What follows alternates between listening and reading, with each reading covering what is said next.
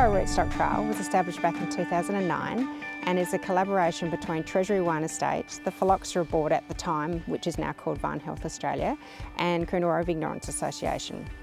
And I suppose it was established to enable the local growers within the region to have a comparison of different rootstocks that have historically been used within the wine industry, but also some newer rootstocks that have been developed by the CSRO. It's at Treasury Wine Estates within the Alexander Vineyard, which is just north of Coonawarra.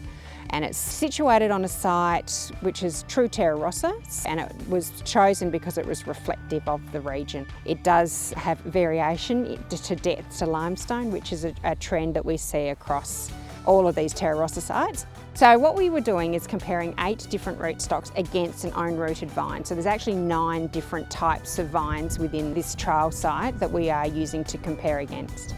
Yield is obviously one of the most important things that we've been looking at to start with, but then we've also looked at fruit quality that has been coming out of that. We've also had quite a few different PhD students over the time comparing the different rootstocks for their own particular purposes, be that for methoxypyrazine, so looking at greenness in fruit, salinity and those sorts of things as well. An intensive wine replication trial was done, and that wine enabled us to then look at the different characteristics that the different rootstocks were producing. Probably the highlighting rootstocks that we found were 2 of the newer rootstocks that were developed by the CSRO, so the Merbein rootstocks, and another one called Borna. But because we've only done the one lot of winemaking when they were 10 years old, the vines, it would be interesting to see if we see those same trends consistently, because obviously season can play a large role. Part of the issue with this trial is that, of course, all the rootstocks are treated the same. It's always been the same type of management.